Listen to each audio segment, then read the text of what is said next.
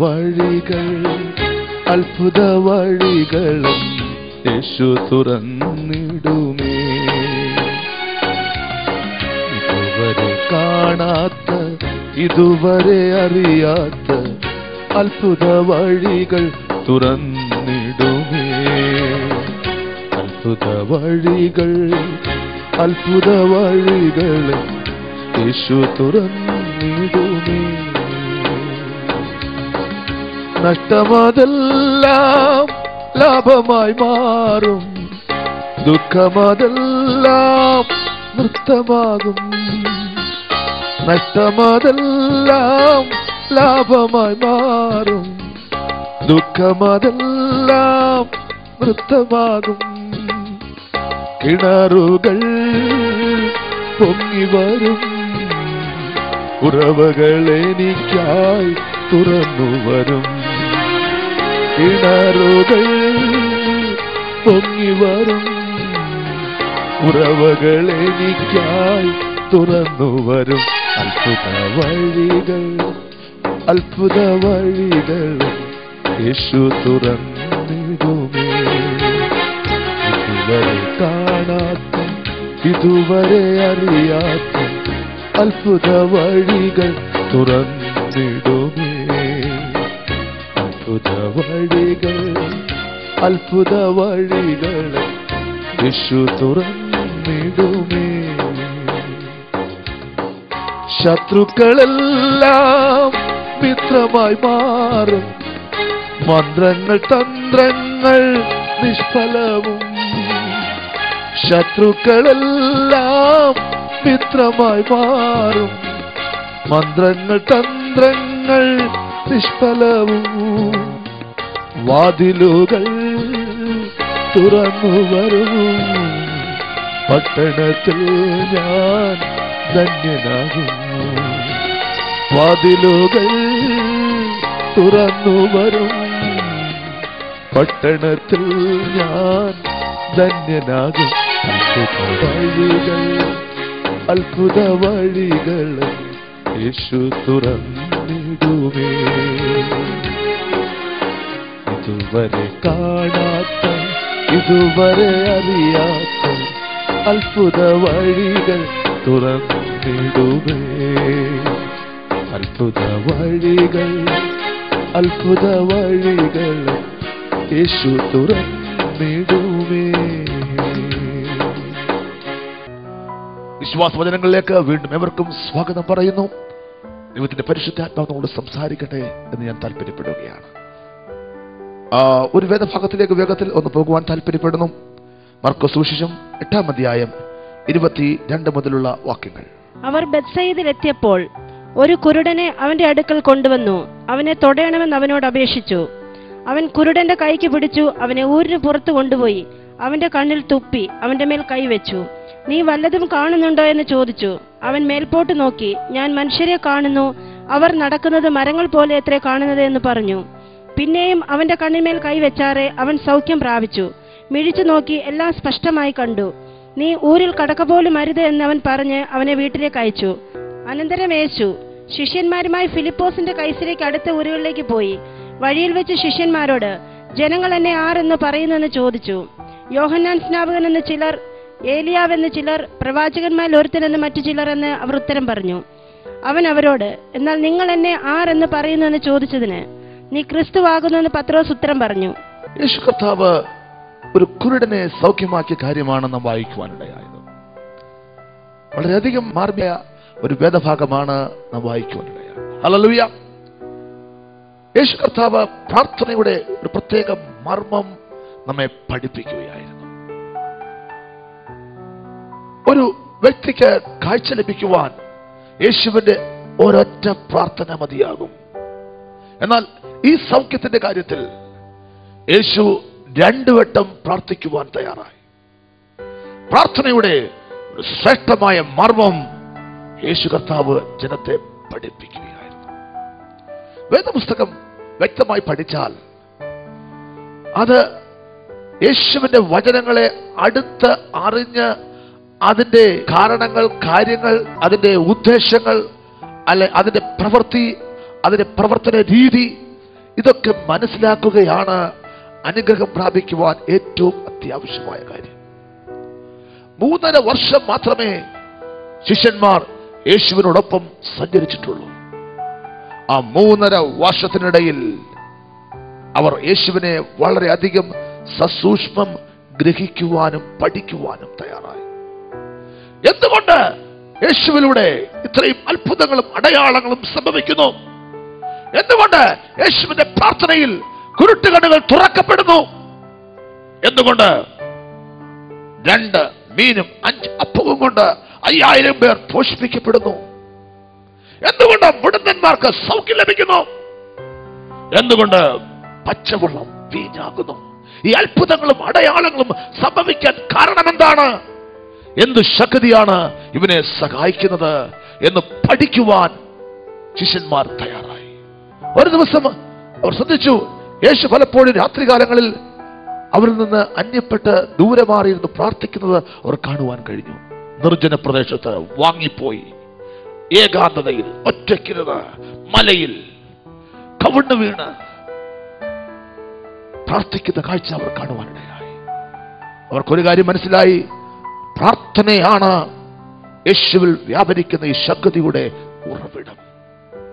ശരിയായ കാര്യമാണ്. ഹല്ലേലൂയ. പ്രാർത്ഥനയ്ക്ക് വലിയ ശക്തിയുണ്ട്. പ്രാർത്ഥിക്കുന്നവന് പ്രതികൂലമില്ല. പ്രാർത്ഥനയ്ക്ക് ഉത്തരമുണ്ട്, പ്രാർത്ഥിക്കുന്നവനും ഉത്തരമുണ്ട്. പ്രാർത്ഥനയ്ക്ക് ശക്തിയുണ്ട്, പ്രാർത്ഥിക്കുന്നവനും ശക്തിയുണ്ട്. അത് മനസ്സിലാക്കുന്നതാണ് ഏറ്റവും വലിയ ആത്മീക പാഠം. പ്രാർത്ഥനയ്ക്കുള്ള കൃപ ലഭിക്കുകയാണ് ഒരു വിശ്വാസിയുടെ ഏറ്റവും വലിയ പ്രാർത്ഥനാ വിഷയം. പ്രാർത്ഥിക്കാൻ പഠിച്ചാൽ നീ രക്ഷപ്പെട്ടു. ശിഷ്യന്മാർ മനസ്സിലാക്കി, പ്രാർത്ഥനയുടെ ശക്തിയാണ് അത്ഭുതങ്ങളും അടയാളങ്ങളും ചെയ്യുവാൻ കാരണമായി തീരുന്നത്. അതുകൊണ്ടാണ് അവർ പറഞ്ഞത്, കർത്താവേ, യോഹന്നാൻ ശിഷ്യന്മാരെ പ്രാർത്ഥിക്കാൻ പഠിപ്പിച്ചതുപോലെ ഞങ്ങളെ പ്രാർത്ഥിക്കുവാൻ പഠിപ്പിക്കണമേ. ഹല്ലേലൂയ. യേശു ശിഷ്യന്മാരെ ഗുസ്തി പഠിപ്പിച്ചില്ല, കരാട്ടെ പഠിപ്പിച്ചില്ല, മറ്റ് യുദ്ധതന്ത്രങ്ങൾ ഒന്നും പഠിപ്പിച്ചില്ല. യേശു ഒരു കാര്യം പഠിപ്പിച്ചു, പ്രാർത്ഥിക്കുവാൻ അവരെ പഠിപ്പിച്ചു. അത്രമാത്രം പ്രാധാന്യമുള്ള വിഷയമായതുകൊണ്ട് യേശു അത് പഠിപ്പിക്കുവാൻ തയ്യാറായി. അതുകൊണ്ടും ശിഷ്യന്മാർ ഒതുങ്ങുവാൻ തയ്യാറായില്ല. അവർ വീണ്ടും യേശു കർത്താവിനെ സസൂക്ഷ്മം ശ്രദ്ധിക്കുവാൻ തയ്യാറായി. അവർക്ക് മനസ്സിലായി, മറ്റൊരു ശക്തി ഇവരിൽ വ്യാപരിക്കുന്നുണ്ട്. അത് വിശ്വാസത്തിന്റെ ശക്തിയാണ്. നിങ്ങൾ വിശ്വസിച്ചുകൊണ്ട് ഈ മലയോട് നീ നീങ്ങി കടലിൽ ചാടിപ്പോക എന്ന് പറഞ്ഞാൽ അതപ്രകാരം സംഭവിക്കുമെന്ന് യേശു പറയുന്നു. യേശു ഒരു അത്തിയെ ശപിച്ചു, അത് ഉണങ്ങിപ്പോയി. ഇതൊക്കെ വിശ്വാസത്താൽ സംഭവിക്കുന്നുവെന്ന് ശിഷ്യന്മാർക്ക് മനസ്സിലാക്കുവാനിടയായി. അവർ പറഞ്ഞു, കർത്താവേ, നിങ്ങളുടെ വിശ്വാസത്തെ വർദ്ധിപ്പിക്കണമേ. അതുകൊണ്ടും തീർന്നില്ല. ഒരു കാര്യം കൂടി അവർക്ക് മനസ്സിലായി, ദൈവത്തെ പ്രസാദിപ്പിക്കണം. അവർ ചോദിച്ചു, കർത്താവേ, ദൈവത്തെ പ്രസാദിപ്പിക്കുവാൻ ഞങ്ങൾ എന്താണ് ചെയ്യേണ്ടത്? ദൈവത്തെ പ്രസാദിപ്പിക്കണമെങ്കിൽ അവന്റെ പുത്രനിൽ നിങ്ങൾ വിശ്വസിക്കണമെന്ന് യേശു വ്യക്തമായി പറഞ്ഞു. ഇന്ന് പകൽക്കാലം ഈ ടെലിവിഷൻ പ്രോഗ്രാമിലൂടെ എന്നെ കേൾക്കുന്ന സഹോദര സഹോദരി, നീ ദൈവത്തിൽ വിശ്വാസമുള്ളവനെങ്കിൽ, ദൈവപുത്രനിൽ വിശ്വാസമുള്ളവനെങ്കിൽ, നീ അറിയാതെ ദൈവത്തെ പ്രസാദിപ്പിക്കുകയാണ്. ദൈവത്തെ പ്രസാദിപ്പിക്കുന്നവർക്ക് ലഭിക്കുന്ന അനുഗ്രഹങ്ങൾ നിനക്ക് ലഭ്യമാവുകയാണ്. വിശ്വസിക്കുന്നവർക്കായി ദൈവത്തെ സ്തുതിക്കട്ടെ. ഹല്ലേലൂയ. ബെത്സയിദയിലുള്ള കുറെ ആൾക്കാർ വിശ്വാസത്തോടുകൂടെ ഒരു കുരുടനെ യേശുവിന്റെ അടുക്കൽ കൊണ്ടുവന്നു. അല്പം കൂടെ വ്യക്തമായി പറഞ്ഞാൽ, ഒരു ഇരുട്ടിനെ വെളിച്ചത്തിന്റെ അടുക്കൽ കൊണ്ടുവന്നു.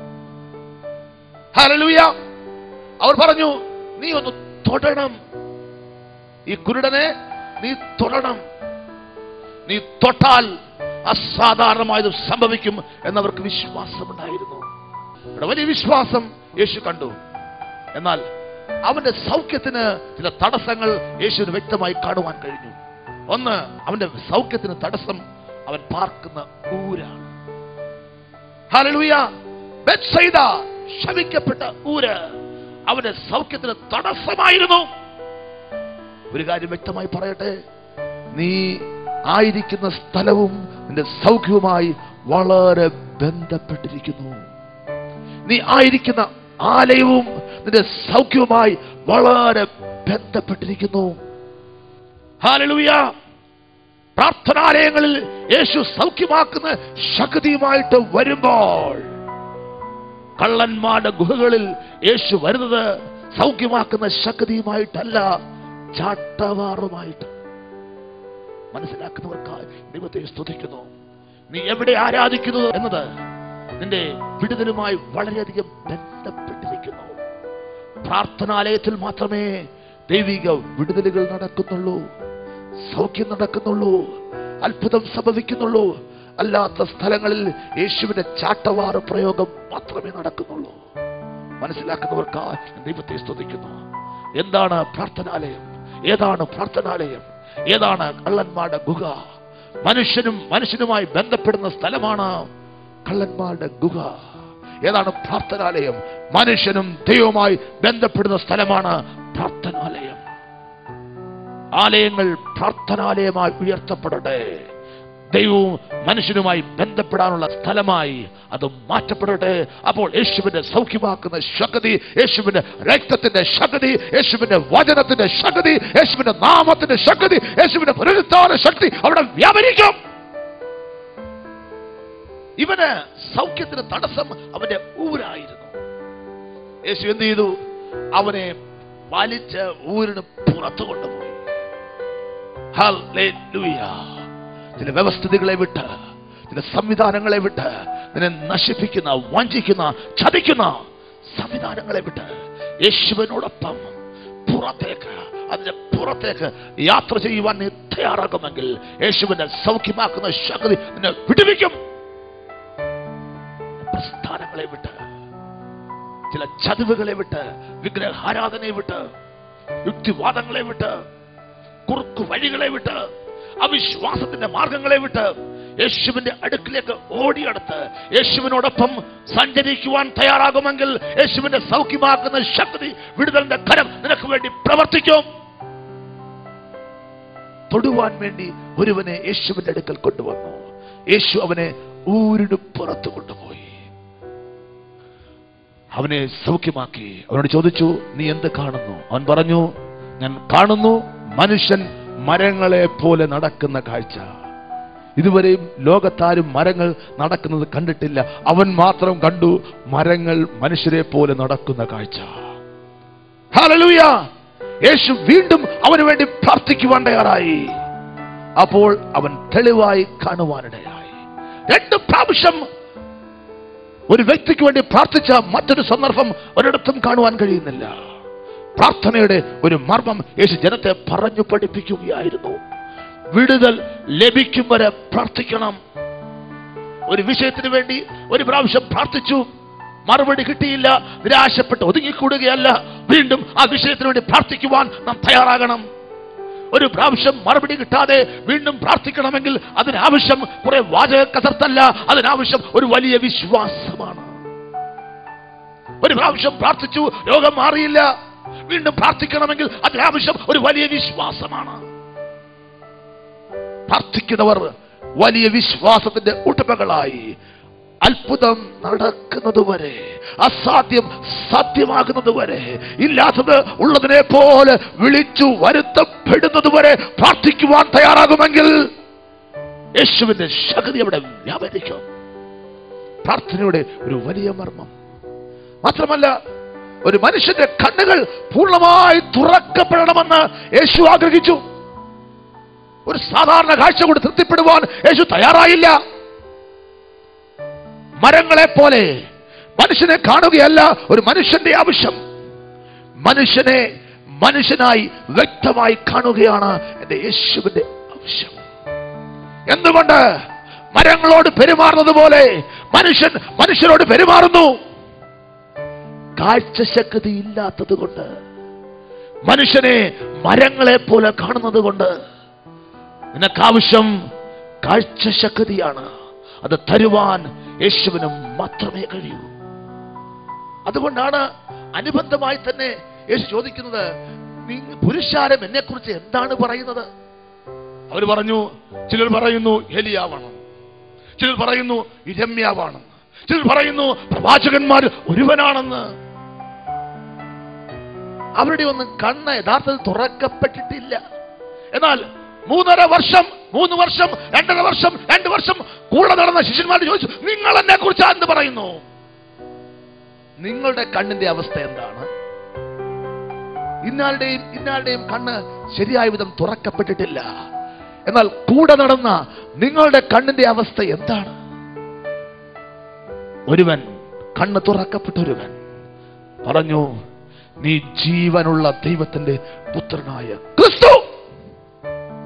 നീ ഏലിയാവല്ല, നീ ഇരമ്യാവല്ല, നീ പ്രവാചകന്മാർ ഒരുവനല്ല, നീ ജീവനുള്ള ദൈവത്തിന്റെ പുത്രനായ ക്രിസ്തു. യേശുവിന്റെ ആഗ്രഹം നിന്റെ കണ്ണ് ഭാഗികമായി തുറക്കപ്പെട്ടാൽ പോരാ, യേശു ജീവനുള്ള ദൈവത്തിന്റെ പുത്രനെന്ന് അറിയുമാറ് നിന്റെ കണ്ണുകൾ പൂർണ്ണമായി തുറക്കപ്പെടണം. അതിനുവേണ്ടി ശക്തമായ പ്രാർത്ഥന ദേശത്ത് ഉയരട്ടെ എന്നാണ് ഈ ഭാഗം കൊണ്ട് യേശു കർത്താവ് ഉദ്ദേശിക്കുന്നത്. ഹല്ലേലൂയ. ജീവിതങ്ങളുടെ കണ്ണുകൾ തുറക്കപ്പെടുവാൻ, യേശു കർത്താവിനെ മാത്രം ജീവനുള്ള ദൈവത്തിന്റെ പുത്രനായി കാണുവാൻ, മറ്റൊരുത്തരിൽ രക്ഷയില്ലെന്ന് ജനം മനസ്സിലാക്കുവാൻ, ജീവിതങ്ങളുടെ കണ്ണുകൾ പൂർണ്ണമായി തുറക്കപ്പെടാൻ വേണ്ടി വീണ്ടും വീണ്ടും പ്രാർത്ഥിക്കുവാൻ ജനങ്ങൾ തയ്യാറാകട്ടെ. ഇതാണ് ഈ ഭാഗത്തിലൂടെ യേശു കർത്താവ് പറഞ്ഞു പഠിപ്പിക്കുവാൻ ശ്രമിക്കുന്നത്. നിന്റെ അയൽക്കാരന്റെ കണ്ണുകൾ പൂർണ്ണമായി തുറക്കപ്പെടട്ടെ. നിന്റെ കുടുംബാംഗങ്ങളുടെ കണ്ണുകൾ പൂർണ്ണമായി തുറക്കപ്പെടട്ടെ. ഏത് നിലവാരത്തിലെത്തുവോളം? യേശു കർത്താവിനെ ദൈവപുത്രനെന്ന് തിരിച്ചറിയുന്ന നിലവാരത്തിൽ എത്തുവോളം അവരുടെ കണ്ണുകൾ തുറക്കപ്പെടട്ടെ. മാതാവിലോ അല്ലെങ്കിൽ യൗസേപ്പിലോ പുണ്യവാളന്മാരോ ഉടക്കി നിൽക്കുകയല്ല, ജീവനുള്ള ദൈവത്തിന്റെ പുത്രനായ ക്രിസ്തുവിലേക്ക് ജനങ്ങളുടെ കണ്ണുകൾ തുറക്കപ്പെടട്ടെ. Hallelujah, hallelujah, hallelujah. അതിനുവേണ്ടിയാണ് യേശു കർത്താവ് ആഗ്രഹിക്കുന്നത്. ഒരു എഫക്റ്റീവ് പ്രയറാണ് യേശു കർത്താവ് ഈ വേദഭാഗത്തിലൂടെ പറഞ്ഞു പഠിപ്പിക്കുന്നത്. എന്നെ കേൾക്കുന്ന സഹോദര സഹോദരി, ജീവിതങ്ങൾ രൂപാന്തരപ്പെടുവാൻ വേണ്ടി, ജീവിതങ്ങൾക്ക് കാഴ്ചപ്പാടുകൾ ലഭിക്കുവാൻ വേണ്ടി, അനുഗ്രഹം അവകാശമാക്കുവാൻ വേണ്ടി, വിശ്വാസത്തിന്റെ ഫലങ്ങൾ ലഭ്യമാകുവാൻ വേണ്ടി വീണ്ടും വീണ്ടും പ്രാർത്ഥിക്കുവാൻ നീ തയ്യാറാകട്ടെ. മറുപടി ലഭിച്ചില്ലെന്നതുകൊണ്ട് നിരാശപ്പെട്ട് ഒതുങ്ങിക്കൊള്ളുകയല്ല. എന്റെ ദൈവത്തിന് പ്രവർത്തിക്കുവാൻ കഴിയും. അവൻ അസാധ്യങ്ങളെ സാധ്യമാക്കുന്ന ദൈവമാണ്. ഇല്ലാത്തതിനെ ഉള്ളതിനെ പോലെ വിളിച്ചു വരുന്ന ദൈവമാണ്. അധികം പ്രയാസമുള്ളത് തീർക്കുന്ന ദൈവമാണ്. ശ്രേഷ്ഠമായത് ഇതുകൊണ്ട് ഒതുങ്ങിക്കൊടുവാൻ ഞാൻ തയ്യാറല്ല. മനുഷ്യനെ മരങ്ങളെ പോലെ കാണുവാൻ ഞാൻ തയ്യാറല്ല. മനുഷ്യരായി കാണുന്ന നിലവാരങ്ങളിലേക്ക്, മനുഷ്യരെ ആവശ്യക്കാരായി കാണുന്ന നിലവാരങ്ങളിലേക്ക് ഞാൻ ഉയർത്തപ്പെടട്ടെ. എന്റെ കണ്ണുകൾ തുറക്കപ്പെടട്ടെ എന്ന പ്രാർത്ഥനയോടുകൂടെ വീണ്ടും വീണ്ടും പ്രാർത്ഥനയ്ക്ക് അപേക്ഷിക്കുവാൻ, വീണ്ടും വീണ്ടും പ്രാർത്ഥിക്കുവാൻ ജീവിതങ്ങൾ തയ്യാറാകട്ടെ. ശുശ്രൂഷകന്മാർ തയ്യാറാകട്ടെ. അങ്ങനെയുള്ളവരെയാണ് എന്റെ ദൈവത്തിന് ഈ കാലഘട്ടത്തിന് ആവശ്യം.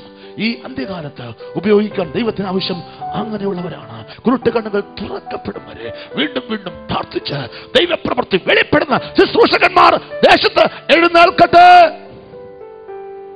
ഹല്ലേലൂയ. ഞാൻ പ്രാർത്ഥിക്കുവാൻ പോവുകയാണ്. തൊടണം എന്ന് മാത്രമേ അവർ പറഞ്ഞുള്ളൂ. എന്നാൽ യേശു വെറുതെ തൊട്ടുവിട്ടില്ല. അവൻ ആവശ്യമായ വിടുതൽ പൂർണ്ണമായി അവൻ നൽകുവാനിടയായി. ഹല്ലേലൂയ. എന്നെ കേൾക്കുന്ന സഹോദര, യേശു തൊട്ടുവിടുന്ന ദൈവമല്ല. പൂർണ്ണമായ കാഴ്ചപ്പാടും വെളിപ്പാടും ദർശനവും നിനക്ക് പകരുന്ന കർത്താവാണ്.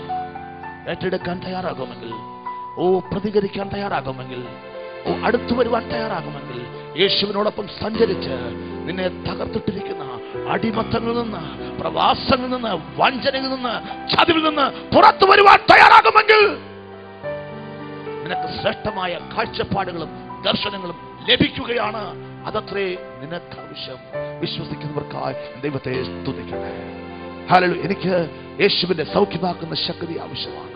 എൻ്റെ അകക്കണ്ണുകൾ ഒന്ന് തുറക്കപ്പെട്ടേ മതിയാകൂ എന്ന് പ്രാർത്ഥിക്കുന്ന, എന്ന് ആഗ്രഹിക്കുന്ന ആരെങ്കിലും എന്നെ കേൾക്കുന്നുവെങ്കിൽ ഒരു കാര്യം വ്യക്തമായി പറയട്ടെ. നിന്റെ അകക്കണ്ണുകളെ പ്രകാശിപ്പിക്കുവാൻ, നിന്റെ അകക്കണ്ണുകളെ തുറക്കുവാൻ യേശുവിന് മാത്രമേ കഴിയൂ. യേശുവിനെ ഹൃദയത്തിൽ സ്വീകരിച്ചാട്ട് അകക്കണ്ണുകൾ പൂർണ്ണമായി തുറക്കപ്പെടട്ടെ.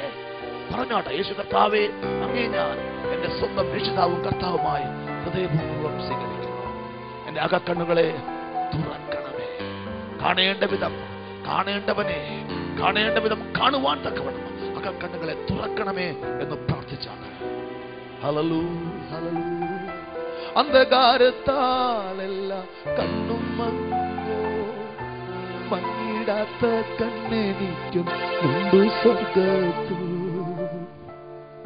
അന്ധകാരത്താൽ എല്ലാ കണ്ണും മങ്ങുമ്പോൾ മങ്ങിടാത്ത കണ്ണെനിക്കുന്നുണ്ട് സ്വർഗ്ഗത്തിൽ. മങ്ങിടാത്ത കണ്ണെനിക്കുന്നുണ്ട് സ്വർഗ്ഗത്തിൽ. മാനുഷികമാം കൈകൾ താണു പോകുമ്പോൾ, മാനുഷികമാം കൈകൾ താണു പോകുമ്പോൾ ക്ഷീണിക്കാത്ത കയ്യെനിക്കുന്നുണ്ട് സ്വർഗ്ഗത്തിൽ. ക്ഷീണിക്കാത്ത കയ്യെനിക്കുന്നുണ്ട് സ്വർഗ്ഗത്തിൽ. ഭൂമിയർക്കുള്ള സ്നേഹം കുറഞ്ഞു പോകുമ്പോൾ, ഭൂമിയർക്കുള്ള സ്നേഹം കുറഞ്ഞു പോകുമ്പോൾ ക്ഷാമമേഷിടാത്ത സ്നേഹം ഉണ്ട് സ്വർഗ്ഗത്തിൽ. ക്ഷാമമേഷിടാത്ത സ്നേഹം ഉണ്ട് സ്വർഗ്ഗത്തിൽ. ഉള്ളിലാകുല ചിന്തയുള്ള മർത്യരെ വല്ലവന്റെ കക്കളുണ്ടി കല്ലുപാതയിൽ, വല്ലവന്റെ കക്കളുണ്ടി കല്ലുപാതയിൽ. അന്ധകാരത്താൽ എല്ലാ കണ്ണും മങ്ങുമ്പോൾ മങ്ങിടാത്ത കണ്ണെനിക്കുന്നുണ്ട് സ്വർഗ്ഗത്തിൽ. മങ്ങിടാത്ത കണ്ണെനിക്കുന്നുണ്ട് യേശു.